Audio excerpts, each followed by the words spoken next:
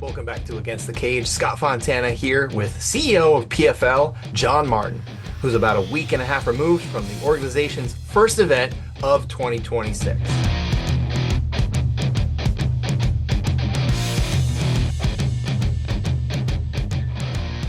John, first off, obviously this is our first chance to speak, but you've been making your media rounds ever since you took over at the PFL last year. And, there was one quote from the statement that PFL put out when you were announced as the CEO that I want to touch upon right here. It was my two greatest passions are leading media companies and MMA. So fight fans, I think, as you probably know, they're pretty good at sniffing out authenticity. And I gotta say, it certainly seems like you are an authentic fan of this crazy sport. So I want to ask you about, and maybe you've been asked this already, but I do want to ask you about kind of the origins of how you came to appreciate mixed martial arts. All right, yeah, great. And yes, I am a real passionate fan, and I have been since the very, very earliest days of the UFC. I became a martial art student when I was in my mid 20s, and remember, and I've studied karate, jiu-jitsu, Muay Thai, some judo, and I fought in some amateur stuff, MMA. I wasn't that great as a fighter, but I loved it. Interesting. and and I did all this while I was working and had a career. But the first time that I saw a UFC event on TV, and then when I finally went to an event in person, I honestly thought it was the most exciting sporting event I had ever seen and been involved in. And I immediately saw the commercial possibilities of this growing into a big sport.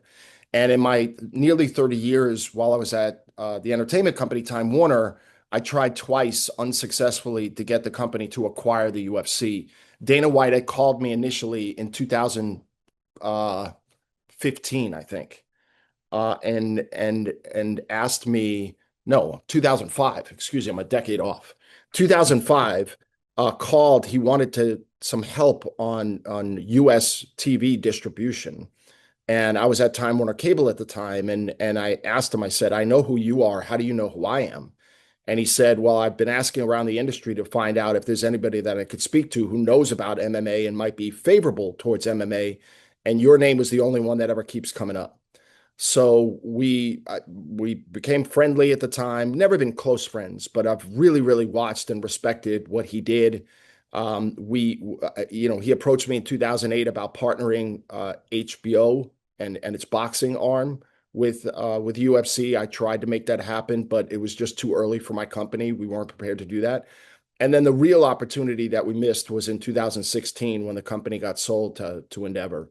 And I had done a lot of diligence with the Turner team that I was there with, and I strongly recommended to my boss, Jeff Bucas at the time, that Time Warner acquire the UFC. I thought it was the single best acquisition opportunity ever brought in front of me. And I was running Turner at the time, which was the second largest TV company in the world.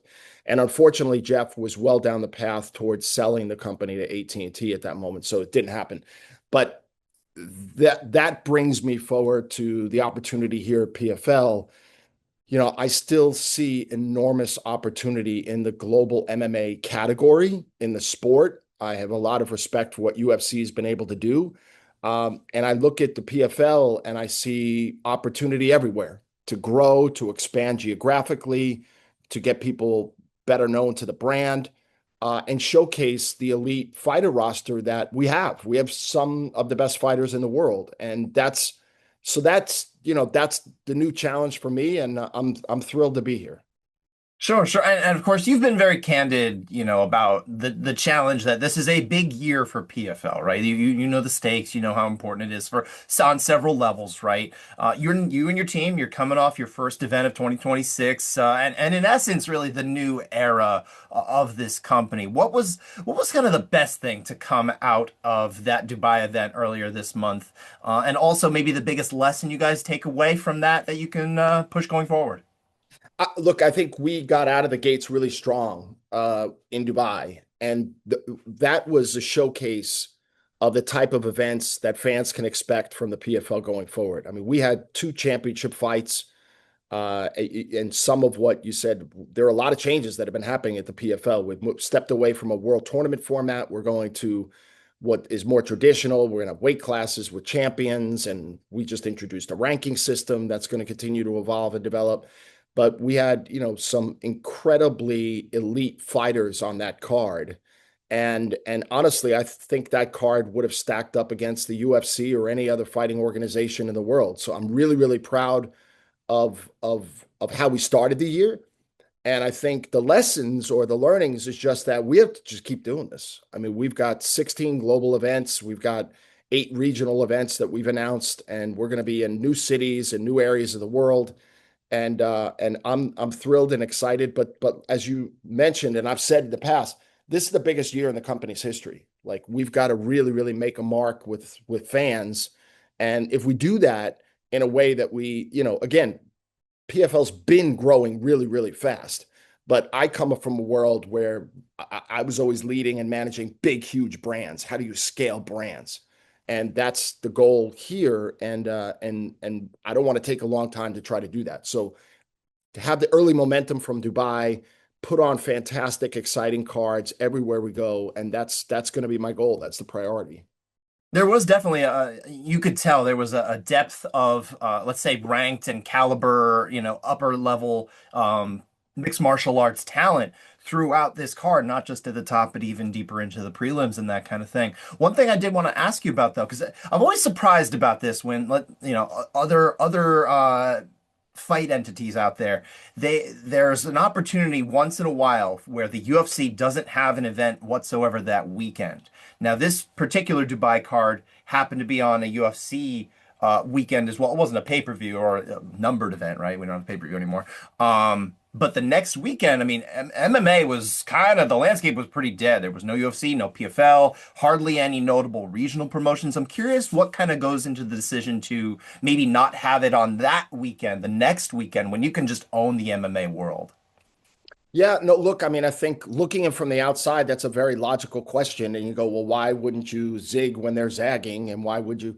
Now that I'm running the company, I realize it's slightly more involved than you'd think in terms of aligning the cards, having the fighters go into camp, and then securing venues, knowing where you're going to go, and then importantly, get TV dates.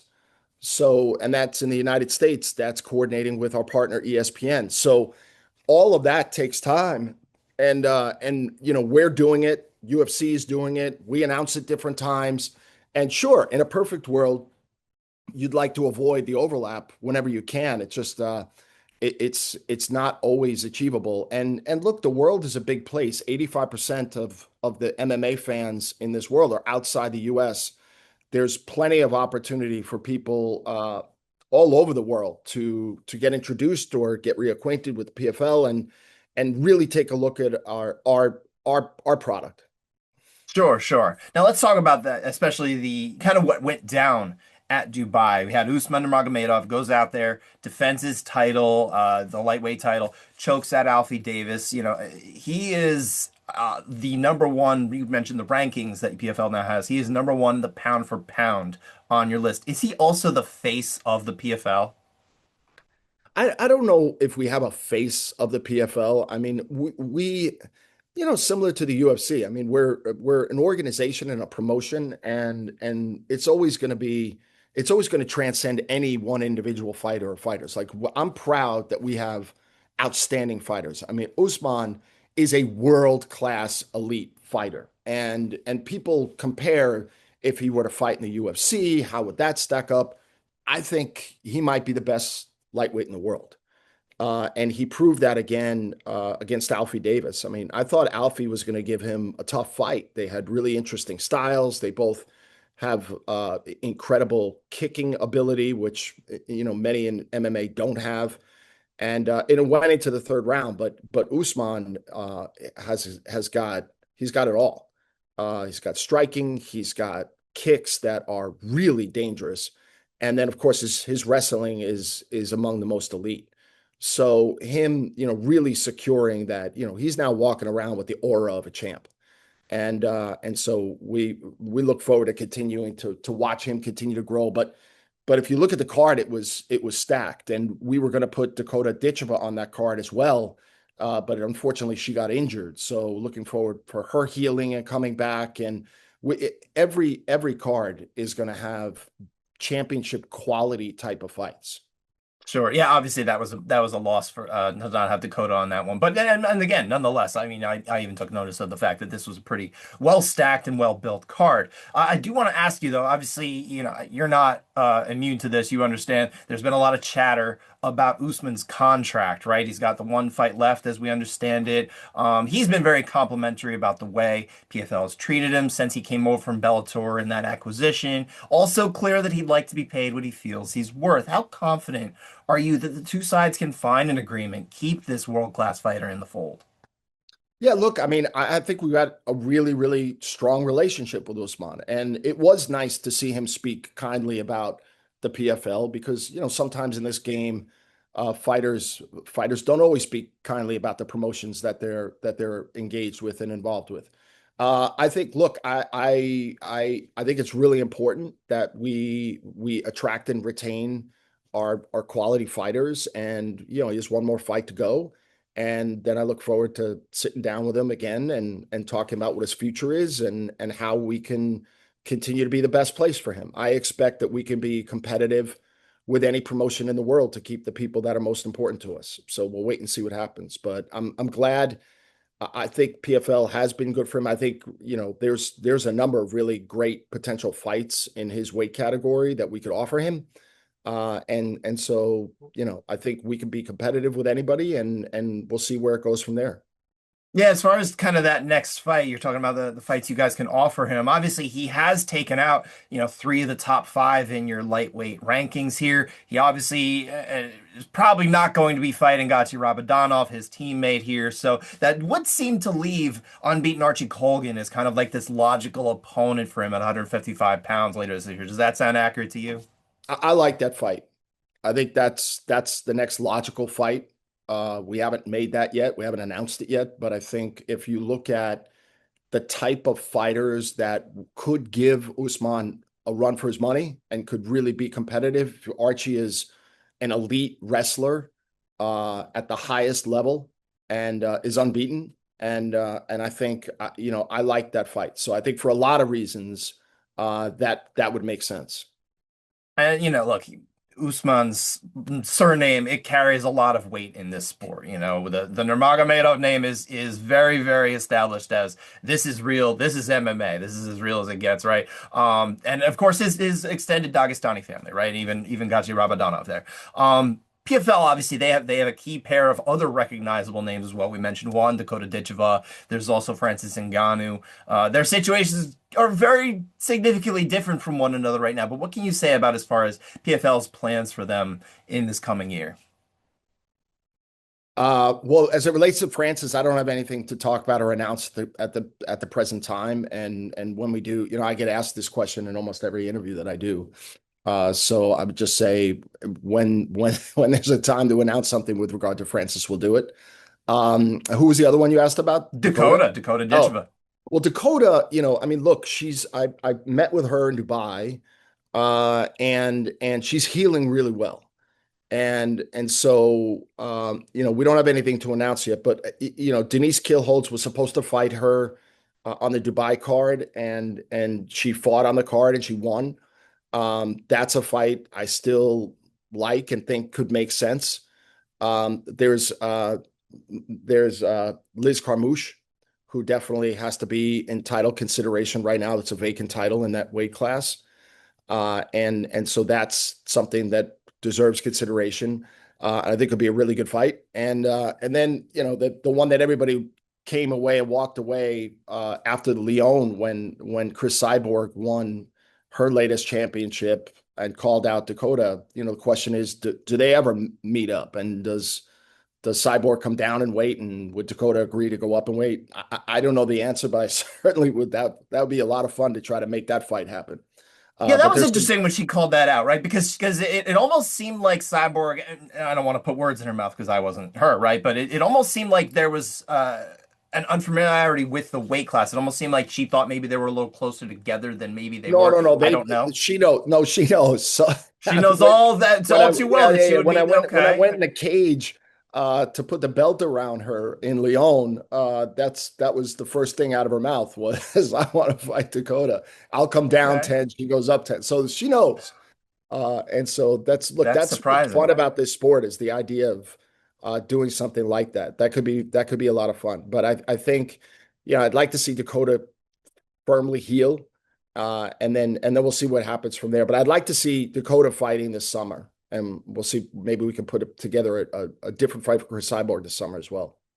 We talked a little bit before, you mentioned a little bit before about kind of the idea of retaining talent, right? It's top talent, that kind of thing. There's also the fact that, between you guys and the UFC, that is a huge percentage of the top fighters are signed to one or the other. One of the biggest challenges we've seen from, that UFC alternative promotion is luring the talent over, get battle for talent and especially needle moving talent. What can you say about, this new era's approach to that particular element of the fight game? I think it's a pretty vibrant ecosystem when you think about where talent comes from. If you look at the likes of a Dakota or a Paul Hughes, who came out of Cage Warriors, I believe, in Europe, Hmm. we're always looking for the next new talent. And I think we've now proven with several people that we've broken out as legitimate elite fighters, stars, if you will, that the PFL has that capability to do that. I'd like to continue to ramp up our ability to do that and demonstrate to the world that we can compete with other promotions to get talent where we want it and where we see opportunities. And I think so.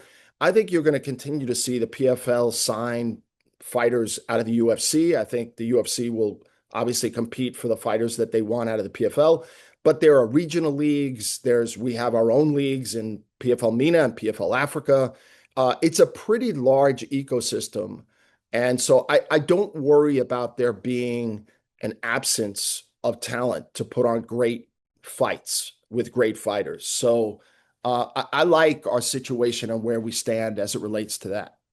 Okay. Now, one thing I did want to talk about, I've got a couple things for down the road this year, but one more thing off of Dubai, Ramazan Kurmagomedov, coming out of that one with the welterweight championship and then stunningly retires, just 29 years old. No, I don't think anybody saw this coming. I don't know if you guys saw this coming or not, but have your two sides kind of had the chance to talk since that night and get a feel of where his head's at? Is this like a very clear decision, or is it kind of something he's maybe not sure about? Do you know where that thing stands?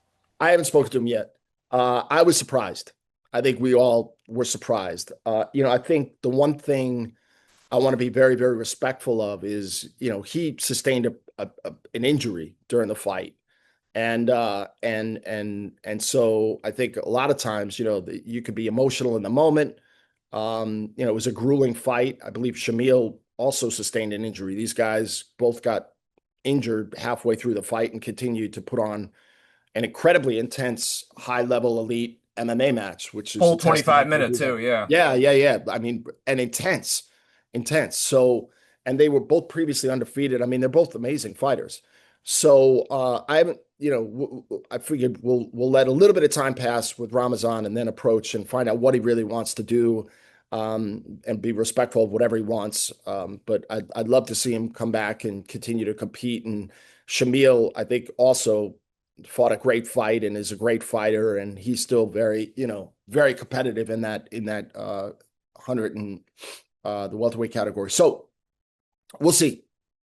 Okay, okay. So, and obviously now you've got a little bit of a break here, right? There's a little break before you guys head out to Madrid on March 20th, I believe, and then PFL will be on track for a little bit of a US tour following that. There's Pittsburgh on the horizon, there's Chicago. There are some notable MMA sites that have been referring to a Boston event that I don't believe PFL has announced. I don't know if you can say anything about that or not. I can't. I'm not going to announce that yet. But I'm really excited to kick. Look, I don't want to look past Madrid. The first premium MMA event to be held in the country of Spain. We've got Castelo Van Stenis, our champion, a Spaniard, at the top of the card. And I think that's going to be another really, really exciting card. And I think the fans are begging for a live event in Madrid and in Spain. So I think that's another great way that's going to then lead into, as you said, our US kickoff. And I'm really excited. I'm excited for Pittsburgh. I'm excited for that card. Pittsburgh's another area that we heard immediately when we announced we were going there. The fans were super excited, and I think we'll be well received there. And we've got a great card with Johnny Eblin and Dalton Rust on that card, and then we lead right into Chicago, and then we just start rolling. Like the summer is going to be really really busy, and I'm like I said, this is easily the most important year in the PFL's history, and we just have to keep executing at a high level and delighting the fans everywhere we go. And look, I know you don't want to look past Madrid, but we're a U.S. entity right here, and I do got to ask you, kind of what Americans can expect from this new PFL, especially it's not really made its rounds in the United States as much in recent years. So, what can American fight fans buying a ticket in these cities can they expect from this new live experience that you guys have started? You've mentioned before in other interviews, that's a point of emphasis, right? It is, one of the things when I considered whether to lead the PFL or not was I watched a lot of the events on video.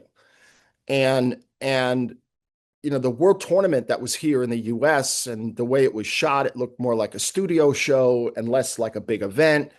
And it had some really great fighters, but none of the fighters really from the old Bellator, which were some previous world champions. And you looked at previously ranked fighters, and I was unaware that the PFL had the elite roster that it did. So my idea was, I don't think the UFC is a monopoly in MMA. I think there's room for at least two viable, successful promotions. And I think there are plenty of places that would be delighted to see an event that is of the caliber of what we did in Dubai. And if you go back a little bit before that, what we did in Lyon, France in December. And so, I think I'm looking forward to introducing the American fans to the new era of the PFL, which they previously not been exposed to. And look, I know you're not going to announce anything beyond, what's already been announced, but I just can't help but notice that New York has not been noted yet as a destination for PFL. That's our city, right? I gotta ask here. PFL's been on the calendar in the past years in that old regime, that old way of doing things, right? At the Garden Theater. What's the likelihood that we get a PFL return here to the city? Maybe at primary Madison Square Garden or Barclays Center, or even an unconventional place that I've always thought would be interesting is Arthur Ashe Stadium in Queens. Oh, that's interesting. I hadn't even thought of that. Uh, Yeah, yeah. I mean, I was there for tennis last summer, and I was just like, man, this would actually be pretty decent for an MMA show. It's a nice intimate place. that's I hadn't thought about that. But so I would say stay tuned. I would love to do something close to home. So nothing more to report on that. But I'm aware that Understood. PFL was at the Garden Theater before. But I think what you'll see in the fullness of our schedule is we're going to make our rounds to lots of different cities. So that was one of my goals, to not overly concentrate in one particular area. UFC has a lot of events in Vegas, and so want to make sure that we're spreading ourselves out and introducing ourselves to as many fans as I can. Because, like I said, we're in some respects we're reintroducing or introducing what our product is and what we have to offer. And we know the MMA category is really robust. We know it's really really hot right now, and I want to just make sure that we start to always be in that conversation of elite promotions when people think about MMA. Sure, sure. Now I want to circle back again to the quote from the beginning, the one that from that statement here. The other part of that was the leading media companies, right? Media, key part here. As I understand it, PFL is they're approaching the end of their time with ESPN on that contract, that deal to broadcast the fights here. What are some of the kind of the key components PFL is looking for in its next TV partner, even that one's up being repartnering with ESPN? Yeah, look, we have this year is going to be an important year for us with ESPN. It's our last year under our current agreement. Um, and we'll be sitting down with them and talking to them about what their needs are. They used to have the UFC, now they don't. I would expect and hope that they want to remain in the combat sports category, and if so, I think we're the best partner to work with. And I think from my perspective, having a really strong partner in the US or potentially globally is critically important as we think about making our company continue to grow at a rapid pace, right? So what do we want? We want a partner who is invested in our success. We want a partner who's going to promote us. We want a partner who's going to market us. And we want a partner who's going to pay us more money, obviously, for the rights as well. But that also includes consistent scheduling where, fans can know how to see us. So the first fight that we had in Dubai in February, we were on ESPN Unlimited. And I can't tell you the number of times, anecdotally, friends, colleagues, people were texting me like, hey, I don't know where to find you. I know that this event is going on. Where are you? So we have to do a better job of promoting ourselves. We have to do a much better job of saying we have an event, and everywhere where we say we have an event, it's like on ESPN, if you're in the US. But then we want a partner who's also going to be somewhat vested with us to say, no, no, no, we're going to help grow you and promote you. Look, when UFC signed their rights deal with ESPN, this most recent go round, that company was worth, a quarter what it's worth now. And a lot of that growth in value and success and awareness is due to ESPN and the power of the platform. And so, it's incredibly important. But if it doesn't work out with ESPN, there are other partners who I think would be also very interesting to sit down and have talks with. But it's critical for a company like ours that we need a platform that's going to be strong and wants to work with us. I think we're at the finish line here, but I do want to ask you before we kind of wrap up. There's obviously a big announcement this week, a surprise announcement in the MMA space that both Ronda Rousey and Gina Carano are coming back to fight each other under Jake Paul's Most Valuable Promotions, right? Had you heard anything about this fight before it was announced? Was PFL approached to potentially put this fight together? We weren't involved in that. I had heard rumblings. I mean, the industry is a small industry. I had heard that they were trying to put something like this together. Uh, I wish them well. In some respects, good for them. Uh, and from our standpoint, we're focused on what we're doing. But I do think, I do think whenever anybody is talking about the MMA category, it's not bad for the PFL. In other words, again, the more people that are and Netflix is an incredible platform to attract casual fans, casual viewers, people that may not otherwise have bought a pay-per-view back in the days of pay-per-view, or people that would be seeking out to see. So the more fans that get exposed to MMA, I think, there could be some real good rubbing off on that for the PFL. So, I wish them luck. They're definitely leaning into fights and fighters that are not necessarily in the prime of their career. But I'm focused on building out what we're doing, and I think you're going to see us have a lot of traction and momentum this year. Is that to say there wouldn't be any interest in, you guys have worked with Jake Paul before, there was a contract for several years. There's no interest necessarily in like co-promoting, maybe showcasing some of your fighters on a big platform like Netflix as well? I would never say never. We're interested in putting on great events and exciting fans, and I have my own relationships at Netflix, and I was in that business for a long time. So I think we'd be open to any and all really interesting ideas, and so that's not going to take our focus away from our prime mission, which is what we're doing right now, what we'll be doing in Madrid next month. But I would say, never say never. If we could be involved in something that can be a big event and that can delight fans, we'd be open and willing to engaging and considering anything.